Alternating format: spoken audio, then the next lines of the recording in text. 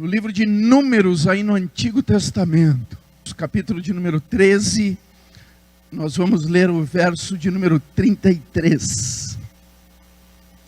Estamos hoje então abrindo esse seminário Saúde Emocional, e eu tenho certeza do que Deus decidiu fazer a meu e a seu favor para nos abençoar. Amém? Diz assim a palavra do Senhor: vimos também os gigantes, os descendentes de Enaque, diante de quem parecíamos gafanhotos a nós e a eles. Amém? Pode tomar o seu assento. Meus amados, nós precisamos ter bem definido dentro do nosso ser a nossa identidade. Quando nós não sabemos quem somos, nós embrenhamos num caminho de cansaço, um caminho de desmotivação, um caminho de frustração, um caminho de dificuldades, um caminho confuso. Porque quando não sabemos quem somos, como a gente diz por aí, a gente é que nem metralhadora, a gente atira para tudo que é lado para ver aonde que vai dar certo. Mas isso gera um desgaste extremo. E as pessoas cansam. E esse cansaço tem várias consequências na nossa vida. Por isso, nós precisamos compreender algumas questões que são básicas para nós termos uma ação no projeto de Deus. Porque tudo na palavra de Deus é progressivo. A nossa caminhada de fé é progressiva. O nosso desenvolvimento como cristão é progressivo. O nosso desenvolvimento como santos é progressivo. É algo que inicia e permanece essa construção o tempo todo, e vai ser assim até Jesus voltar, ou nós acabarmos morrendo antes. Mas enquanto tivermos vida, nós temos o desafio de crescer. É como foi usado aqui um daqueles versículos do livro de Oséias, na abertura ali no capítulo 6. Conhecer o Senhor e prosseguir e conhecer. Não é algo que eu conheci e agora eu venho estagnar e eu fico no mesmo ponto. Não, o desafio é prosseguir no conhecimento. Porque quanto mais eu conheço, mais eu me aprofundo nas grandezas de Deus. E quanto mais eu me aprofundo nas grandezas de Deus, mais qualidade de vida eu tenho. Seja física, emocional, sentimental, financeira, conjugal, familiar. Dentro da minha estrutura, das minhas qualificações laborais, seja que área for. É impossível conhecer o que Deus revela através da sua palavra e não ser transformado, não ser melhorado, não ser aprimorado, qualificado em todas as áreas que nos é permitido esse crescimento. Mas isso parte do princípio que eu tenho que saber quem eu sou, e diante desse processo me identificar e me identificar como eu me identifico com Cristo. E é através dos desertos que Deus faz essa construção, porque o deserto é o local de desafio, aonde a dependência de Deus é o que permeia essa transição entre o início e o fim. Quando eu pego esse texto em Números, está falando exatamente desse processo transacional que Deus nos desafia a vivenciar, para nós nos identificarmos quem somos mediante a nossa natureza e mediante a revelação da natureza de Deus.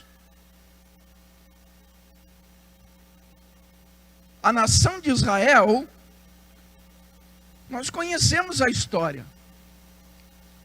Eles ficaram mais de 400 anos como escravos no Egito. Mas um dia, lembrando-se do Senhor seu Deus, clamaram, pediram para Deus que os salvasse, que os resgatasse, que tirasse deles aquela situação de escravidão, de opressão, de angústia, de frustração, de uma vida limitada, de uma vida com barreiras que eram para eles naquele momento intransponíveis humanamente falando. E diz então que Deus levanta Moisés e com braço forte, com mão estendida, tira eles de dentro do Egito. Deus os resgata, Deus gera salvação, Deus os liberta da escravidão. Mas nesse mover, Deus os tira de dentro do Egito e os coloca no deserto. Por quê? Porque a nossa identidade é construída no deserto. Porque no deserto, nós nos confrontamos com as nossas limitações, com as nossas fraquezas, com as nossas impotências. Diante de toda a realidade que a vida traz. E é incrível como o ser humano hoje quer se blindar de enfrentar as circunstâncias que a vida promove para nos lapidar, para nos aperfeiçoar. Tanto é que tem hoje marmanjo com mais de 30 anos na cara, ainda vivendo debaixo do salário do papai e da mamãe, e não quer sair de casa. Ó, Deus já está revelando as coisas aí, ó.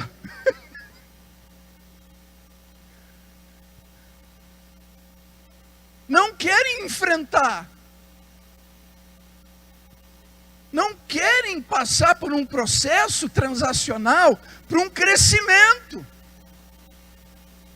E aí fica com a sua vidinha limitada e não procura se superar. É por isso que Deus nos coloca no deserto. Ô pastor, mas se no deserto vai expor todas essas limitações, que benefício tem? O benefício é aprender a depender de Deus, confiar em Deus, crer em Deus, e diante desse processo, como diz ali, não é por vista, é só por fé.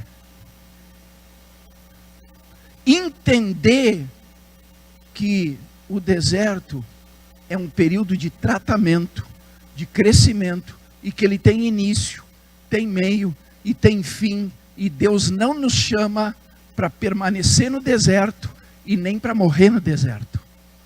Porque ele, quando tirou a nação de Israel, ele tirou com uma promessa. Ele disse: eu vou tirar vocês da escravidão, vou tirar vocês dessa situação, para dar um lugar de descanso.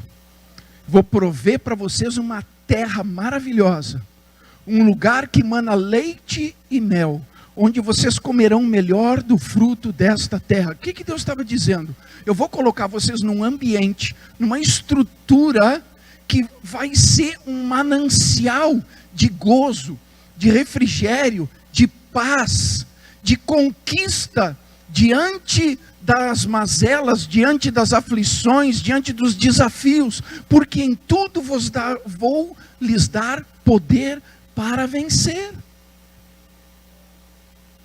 Mas as pessoas se limitam. A nação de Israel entrou dentro do deserto, e agora olha para mim aqui. Eles entraram no deserto já vendo o mar vermelho abrindo diante deles. Eles entraram no deserto, eles entraram na prova, vendo o poder de Deus, retendo as águas e permitindo que eles pisassem em terra seca, no meio de duas colunas enormes de água, uma coluna à direita, uma coluna à esquerda, sustentada pelo sopro de Deus. porque diz que soprou um vento oriental a noite toda, que veio abrindo as águas, de trás para frente. Esse vento conteve as águas, secou o caminho e permitiu Israel entrar por dentro do mar e sair do outro lado. Não bastasse isso, havia uma coluna de nuvem, trazendo refrigério para eles, durante o percurso da caminhada, no dia, a fim de que o calor do deserto não lhes fadigasse, não lhes consumisse fisicamente. Não bastasse isso, diante das densas friagens do deserto durante a noite, Deus manifestou uma coluna de fogo para os cobrir, para os aquecer, para os livrar dos perigos noturnos, para iluminar o caminho. Não bastasse isso, Deus derrotou exércitos, Deus destruiu reis, Deus os fez conhecer as suas grandezas. Eles podiam ver a presença de Deus, eles podiam tocar na presença de Deus. Ô pastor, meus queridos, Moisés podia tocar, porque a nuvem da glória enchia o propiciatório na tenda da congregação, aonde ele ia falar face a face com Deus. Deus era visível, palpável. Assim caminhou Israel com Deus no percurso no deserto. Agora olha para mim aqui. Diz que a geração que saiu do Egito não foi a geração que entrou na promessa. Não foi a geração que usufruiu do lugar de descanso. A revelia de duas pessoas que nós conhecemos como Josué e Calebe. Fora essa geração, nem Moisés pisou na terra prometida. Pastor, onde é que o senhor quer chegar? Eu quero chegar que quando a gente não reconhece qual é a nossa identidade, nós não completamos a nossa carreira. Nós não chegamos aonde está proposto. Nós não vencemos os desafios. Nós não superamos as adversidades. Como assim? Olha para mim aqui. Deus tirou o povo de dentro do Egito, mas o povo não tirou o Egito de dentro deles. Por isso morreram no deserto. Como assim? Meus queridos, se você pegar a história, vocês vão ver que em todo momento, mesmo eles vendo a presença de Deus, mesmo eles ouvindo a voz de Deus, mesmo eles vendo os milagres operados por Deus, mesmo eles tendo provisão, suprimento, porque Deus fazia descer pão do céu, Deus mandava codornizes, Deus sempre proveu água, nunca faltou nada para eles. Mesmo sobre todas essas condições, eles murmuravam, dizendo que no Egito era melhor. Estou errado? Quem conhece a história? Pois é, passa na televisão direto. Tem vezes que a gente olha, ou tem vezes que a gente fica lendo o texto, dá vontade de pegar aquelas criaturas e dar com a cabeça na parede para ver se entra alguma coisa. Porque os caras vendo a glória de Deus, vendo os milagres, participando de coisas sobrenaturais, ficavam murmurando: por que nós não ficamos no Egito? Lá tinha tanto melão, tanta cebola. Viviam reclamando: Deus nos tirou de lá para nos matar no deserto. Estou errado? Mas por que eles faziam isso? Porque eles não entenderam a sua identidade.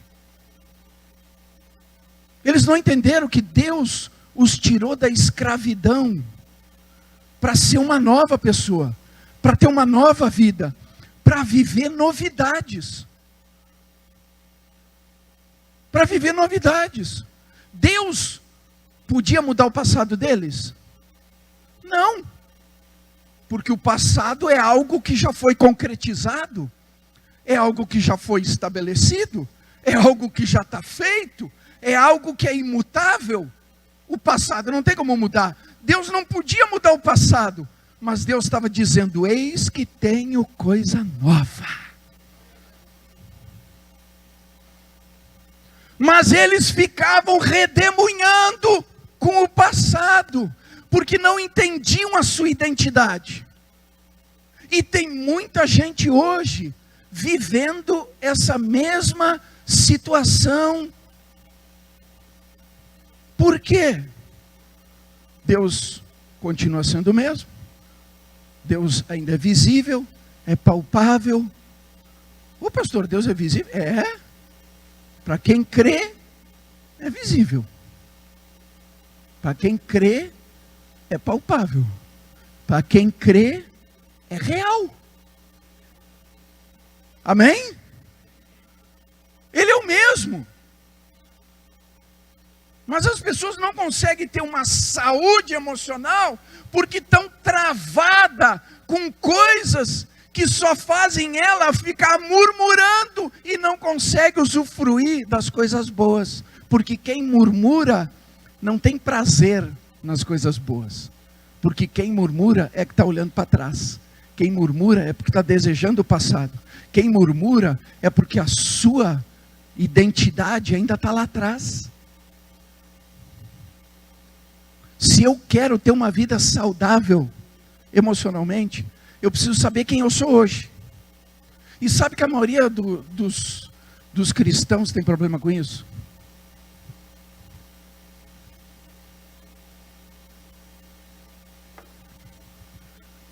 Como assim, pastor?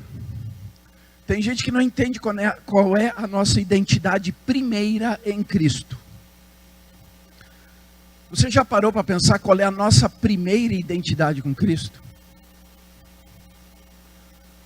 É pecador.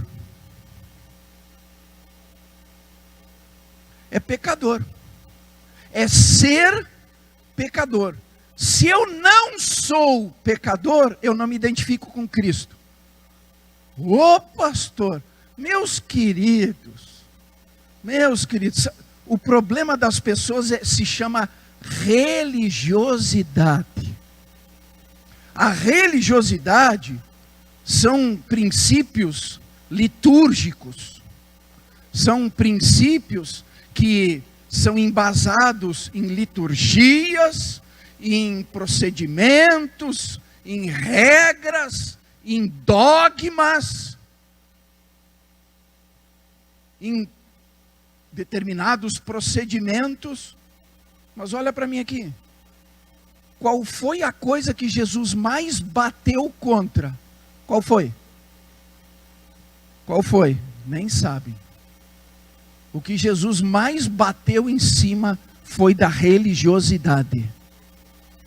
Porque a religiosidade afasta as pessoas da identidade verdadeira que precisamos ter para com Ele. Pastor, o senhor endoidou? Endoidei? Abra comigo aí. Vamos começar lá por Lucas. Lucas capítulo 5.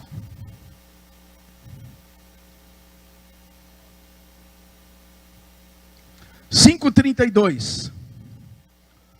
Frase de Jesus. Jesus falou. Lucas 5:32. Eu não vim chamar justos, mas pecadores ao arrependimento. Quem Jesus veio chamar? Quem Jesus veio chamar? Abram lá Marcos, capítulo 2, verso 17. Marcos 2:17. Ouvindo isso, Jesus lhes disse. Quem disse? Não são os que têm saúde que precisam de médico, mas sim os doentes. Eu não vim chamar justos, mas pecadores. Quem que precisa de médico? 1 Timóteo 1,15. Primeiro livro de Timóteo, capítulo 1, verso 15. Diz assim: esta afirmação é fiel e digna de toda aceitação.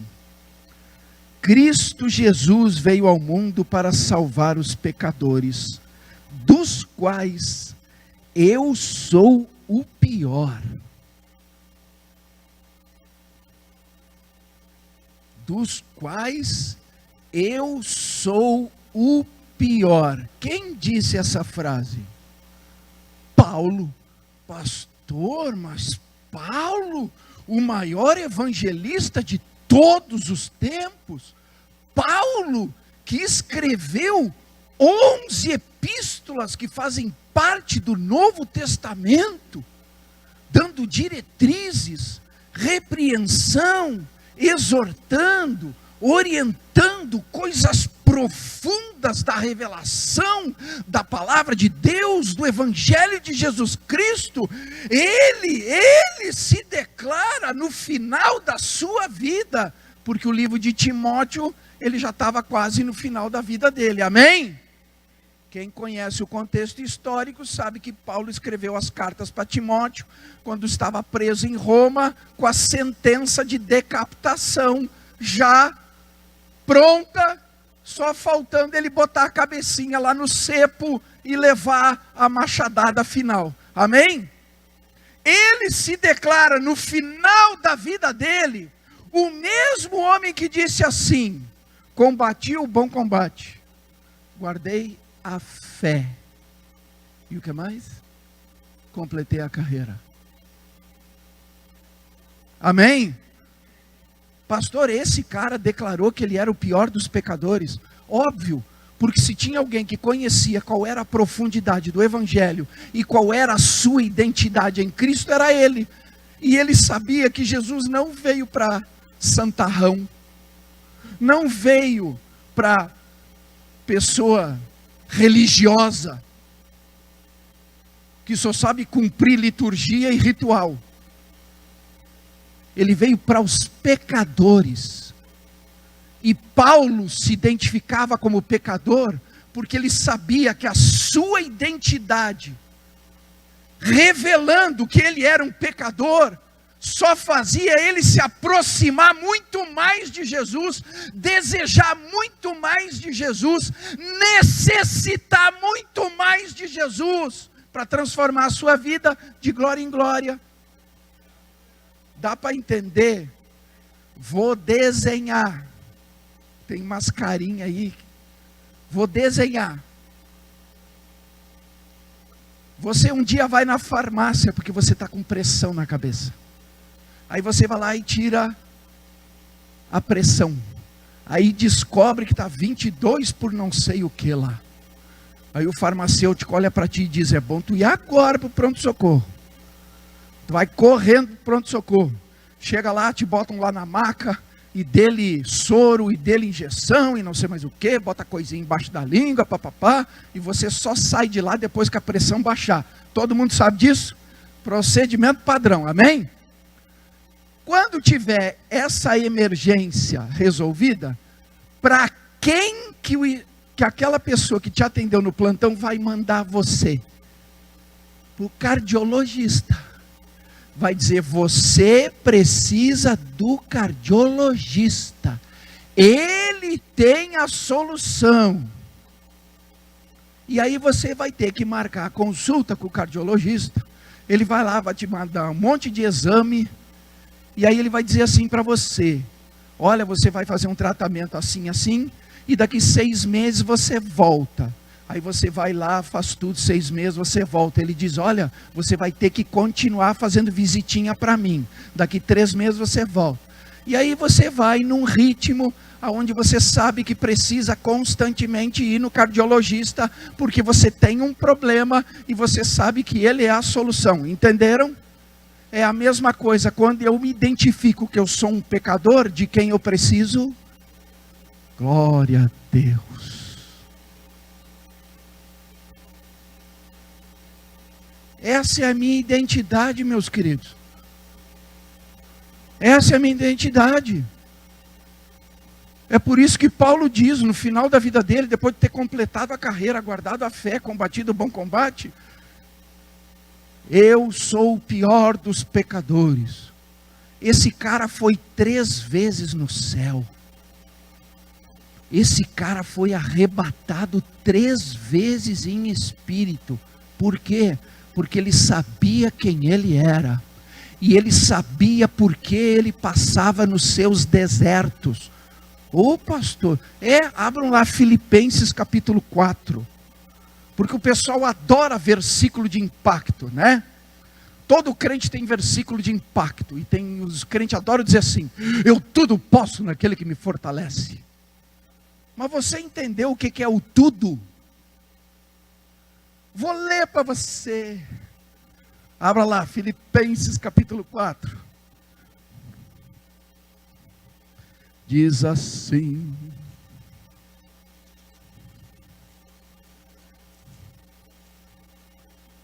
é ali do verso 10, vamos ler do 10. Diz assim: alegrei-me sobremaneira no Senhor, porque agora, uma vez mais, renovastes a meu favor o vosso cuidado, o qual também já tinhais antes, mas vos faltava oportunidade. Digo isto não por causa da pobreza, porque aprendi a viver contente em toda e qualquer situação. Tanto sei estar humilhado, como também ser honrado. De tudo e em todas as circunstâncias, já tenho experiência, tanto de fartura como de fome, assim de abundância como de escassez. Tudo posso naquele que me fortalece. Olha para mim aqui, esse cara passou um bocado de deserto na vida dele, mas em cada um dos desertos ele viu a glória de Deus. Ele viu o cuidado de Deus. Ele viu a proteção de Deus. Em cada um dos desertos da vida dele, ele não ficou murmurando. Ele colocou a sua visão naquele que era suficiente para lhe prover de tudo que era necessário para suprir a sua vida. Esse cara foi pobre, foi rico, foi humilhado, foi honrado. Esse cara passou dificuldade e esse cara teve bênção. E é por isso que ele declara, porque ele passou em todas as situações, sabendo que Deus estava com ele, e que a transição era certa, da condição de derrota para vitória, de maldição para bênção, de problema para conquista. Aí ele diz: tudo posso naquele que me fortalece. Isso não é uma frase de efeito, é um testemunho de vida.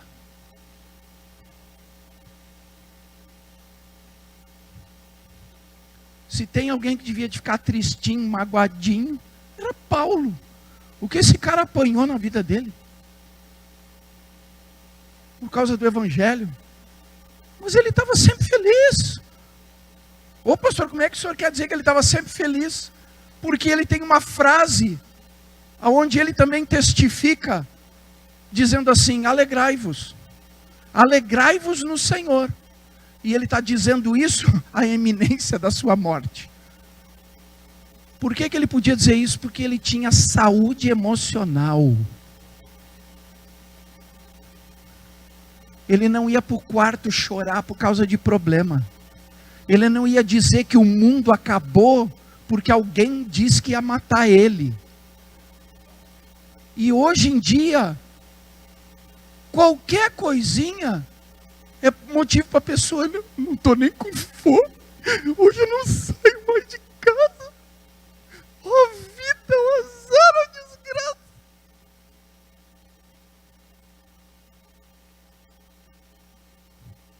Ainda bem que não tem ninguém assim aqui, né? A pior coisa que tem é a gente não saber quem a gente é. Meu querido, em Cristo Jesus eu me identifico com Ele como pecador. Porque se eu tenho consciência de que eu sou pecador, eu tenho consciência de que Ele é a pessoa que eu mais necessito para mudar minha vida. E isso me faz buscar Ele com mais vontade, com mais intensidade, com mais firmeza. E é o inimigo, é o diabo que bota na cabeça dos crentes por aí, que vivem uma religiosidade, que acha que vir aqui dentro da igreja e participar do culto, e aleluia, e glória a Deus, e participa da ceia, e dá o dízimo e coisa e tal, que está tudo em ordem. Não, meu querido, Deus não está preocupado com atitudes externas, Ele está preocupado é com o coração. Tanto é que Ele diz assim, abrem a boca para dizer Senhor, Senhor, mas no seu coração tão longe de mim. Não é o que está escrito? Porque Deus olha o que? A atitude externa ou o coração? Agora o coração de alguém que sabe a sua identidade, sabe que necessita de Cristo, precisa de Cristo. Sabe que Cristo é a sua vida, que sem Cristo não há valor algum, e que nele tudo é possível para o que crê, que nele tem solução, tem resgate, tem conserto, tem restauração, tem vitória, tem bênção, tem conquista, tem provisão, tem prosperidade, tem saúde, tem alegria, tem paz, tem regozijo, tem tudo de bom. Mas ele diz, se vós estiverdes em mim. Mas os crentão da igreja, com conceito de religiosidade, acha que para andar com Jesus tem que ser santo. Meu querido, você nunca vai conseguir ser santo primeiro para andar com Jesus. Para andar com Jesus primeiro você tem que ser pecador. E só sabe que é pecador quem se reconhece como pecador. E quem se reconhece como pecador sabe que o único Salvador para a sua vida é Jesus.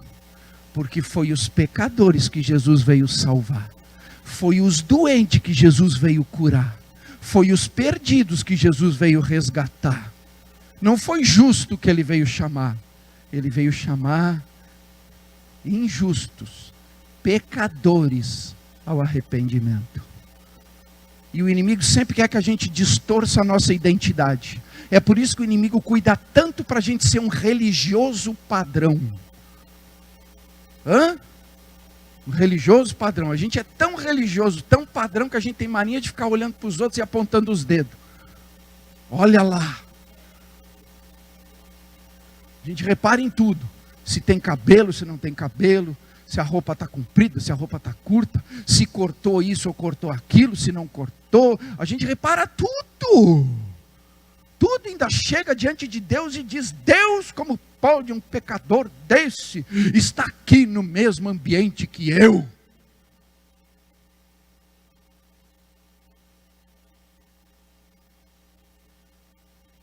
O ambiente que Jesus quer é o ambiente dos pecadores. Foi esse que ele veio salvar. Para os religiosos ele só deu nos dedos. Todas as vezes que os fariseus vinham arrotar a santidade para Jesus, ele dava nos dedos. As palavras mais boazinhas que ele falou para os fariseus, que eram os religiosos, padrões ortodoxos da época, foi raça de víboras. Foi a palavra mais boazinha que ele falou. Raça de víboras. Por que será? A própria palavra de Deus diz. Sabe por que ele dizia isso para os religiosos? O próprio Jesus revelou, ele diz assim, porque vocês não entram e impede também os outros de entrar. Porque só querem botar jugo em cima dos outros. É fácil botar jugo em cima dos outros.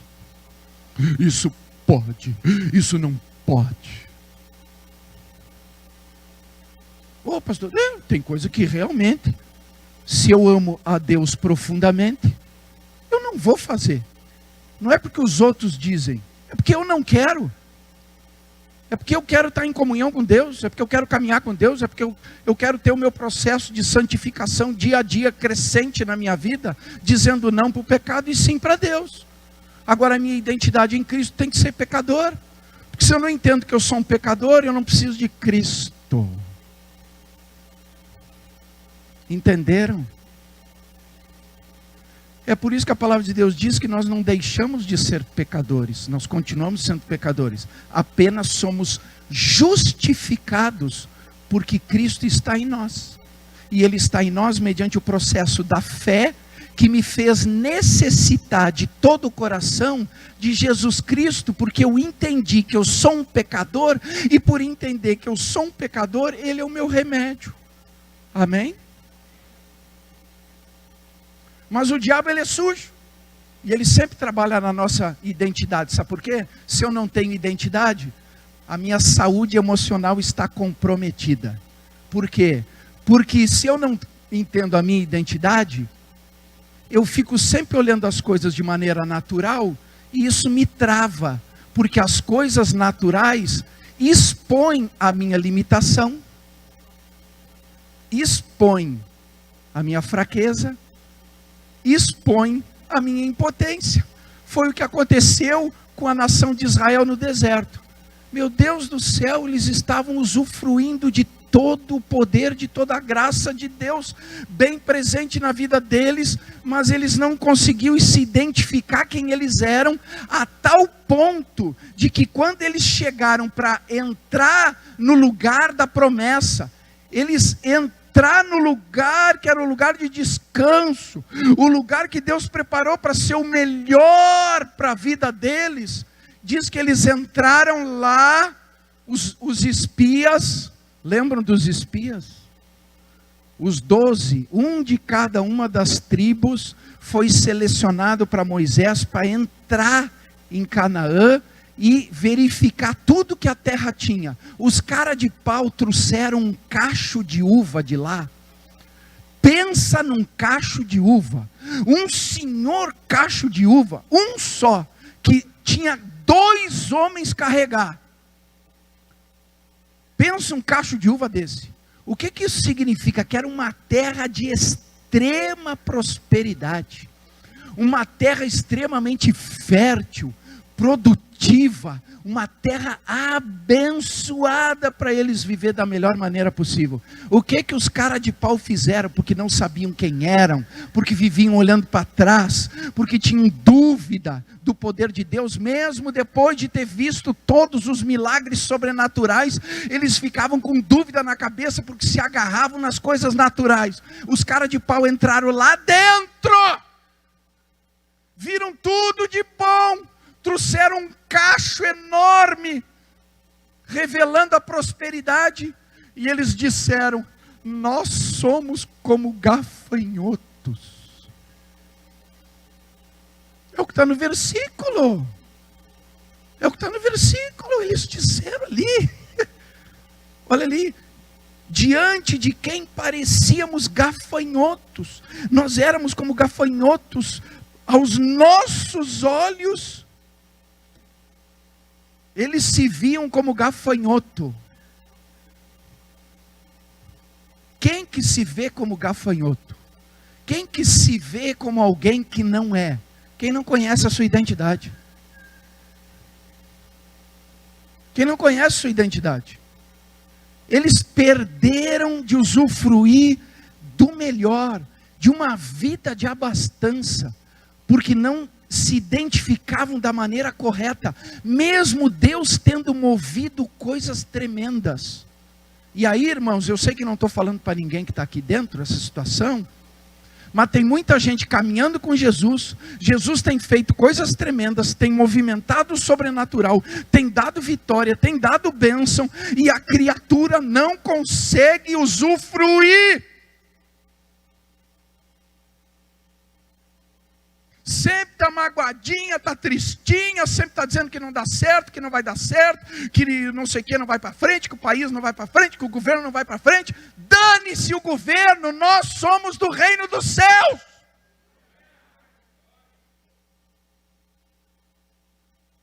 Nós somos do reino dos céus. E no reino dos céus não tem STF.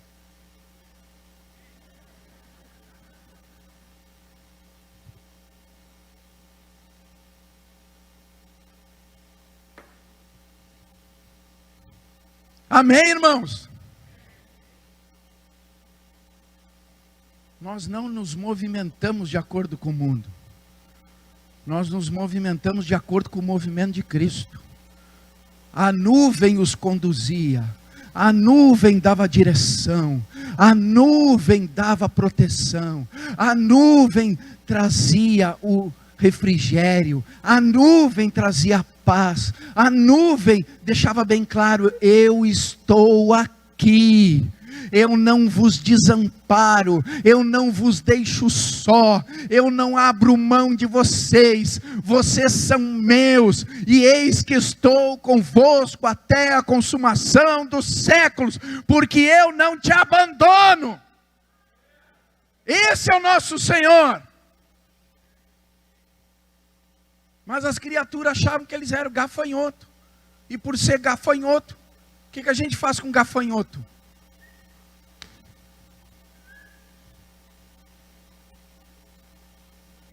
Foi o que aconteceu com eles. Pereceram tudo. Pereceram tudo. Não tinham uma identidade. O inimigo faz isso. Querem ver? Abram comigo lá em Lucas, capítulo de número 3. Lucas, capítulo 3. Os versos 21 e 22 diz assim: quando todo o povo estava sendo batizado, também Jesus o foi. E enquanto ele estava orando, o céu se abriu, e o Espírito Santo desceu sobre ele em forma corpórea, como pomba. Então veio do céu uma voz: tu és o meu filho amado, em ti me agrado. Quem é esse? Quem é esse? Jesus. Jesus chegou às margens do Jordão, João Batista estava batizando, e aí Jesus veio para ser batizado nas águas. João Batista batiza Jesus. Quando Jesus emerge da água, desce sobre ele o Espírito Santo, e vem uma voz que libera a identidade de Jesus.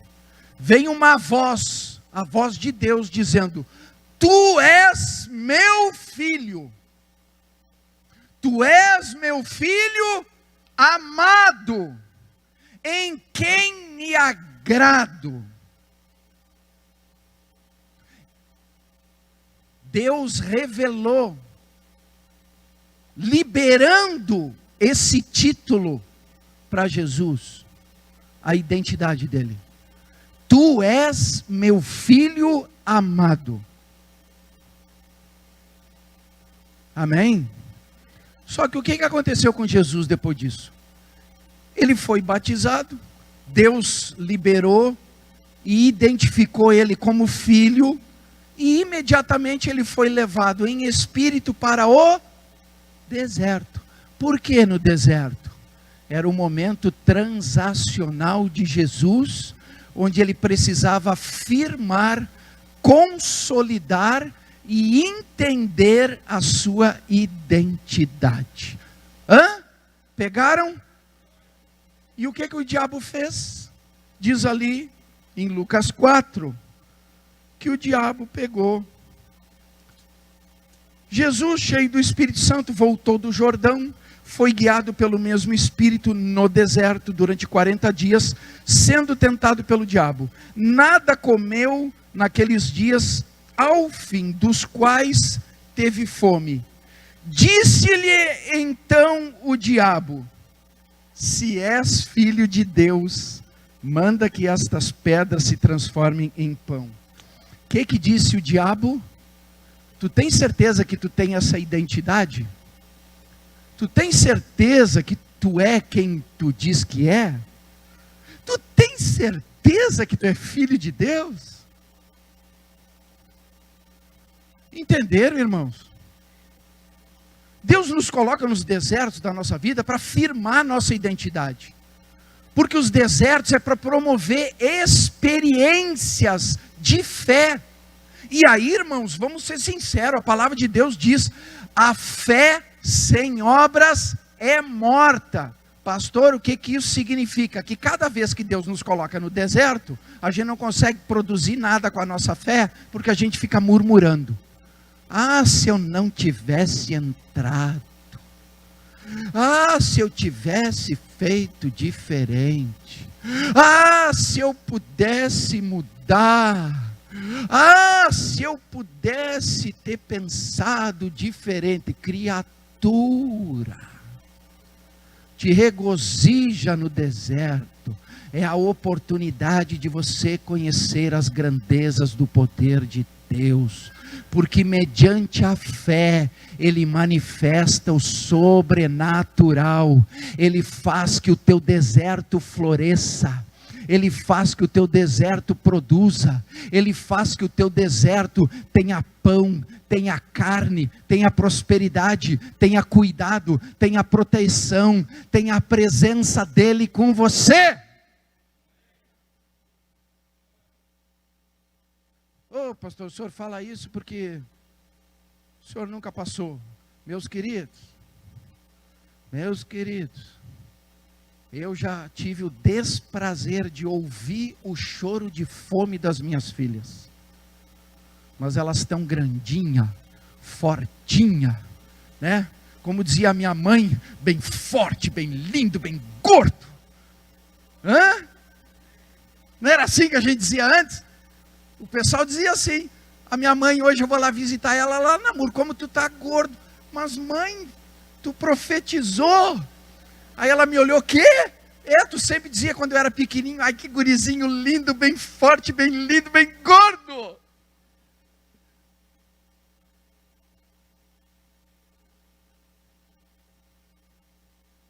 Meus amados,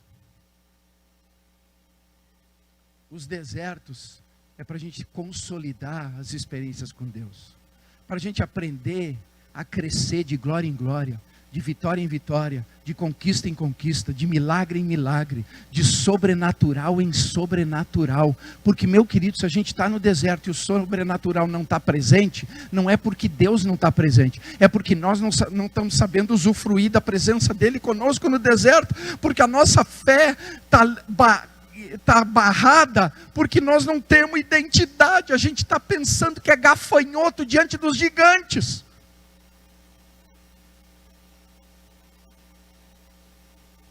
As pessoas estão perdendo a sua saúde emocional, porque acham que o gigante é mais poderoso do que o Deus que está presente.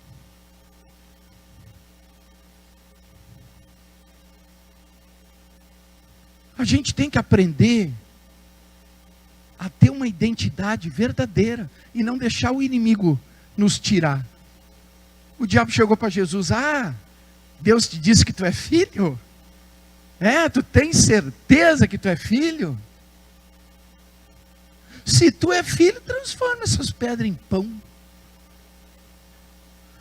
Quem tem identidade, quem tem convicção, não está nem aí para o que o inimigo oferece.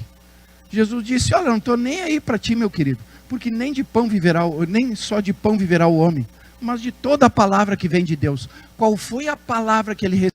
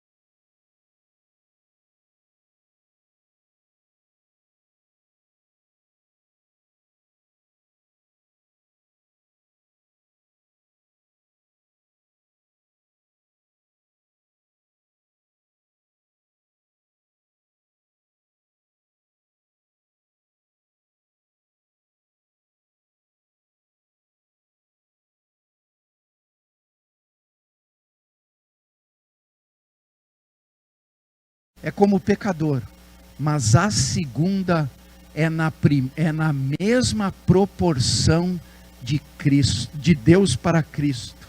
É na mesma. Como assim, pastor? Porque identidade é algo com a mesma qualidade, tem a mesma identificação, certo? Não é isso identidade? Amém? Que identidade é essa, pastor? Abra lá João capítulo 1. João capítulo 1, o verso 12. Diz assim, o texto maravilhoso: mas a todos quantos o receberam, deu-lhes o poder de serem feitos filhos de Deus, a saber, aos que creem no seu nome.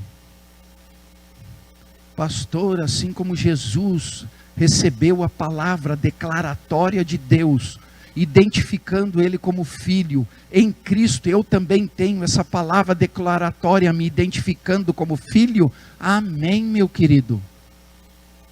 Amém. Somos pecadores, mas somos pecadores que Deus olha para nós, nos identificando como filhos. Porque se estamos em Cristo e Cristo está em nós, eis que nós temos uma nova natureza. Somos uma nova pessoa chamada filho, filha de Deus.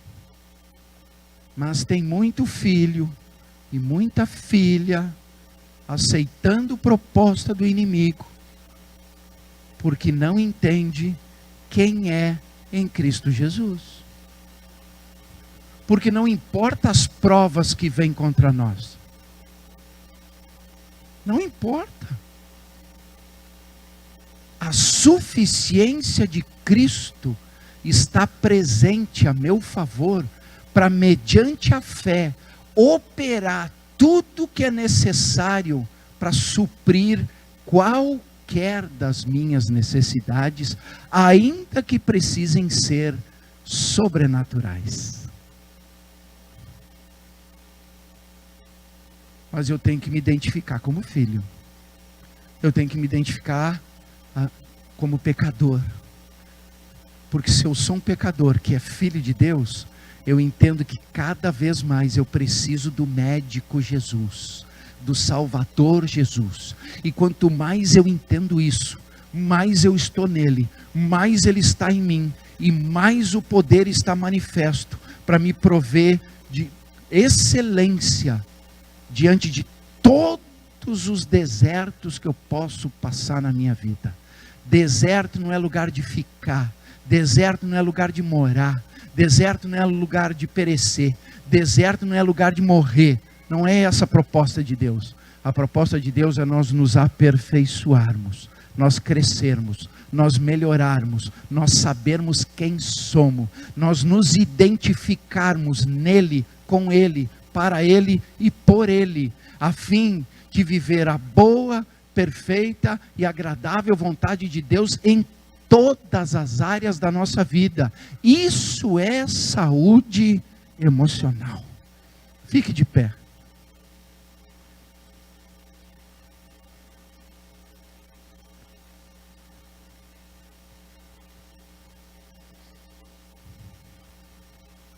Os pastores se posicionem aqui na frente. Quem tem problema psicológico, depressão, síndrome do pânico, crise de ansiedade, quem tem problema de distúrbio emocional, transtorno psicológico, seja o que for, e você crê que hoje Jesus pode tocar na tua vida, porque você entendeu que você é um pecador, mas que é um filho de Deus amado, e que nele tudo é possível. Sai do teu lugar, vem aqui na frente, que os pastores vão ministrar com você.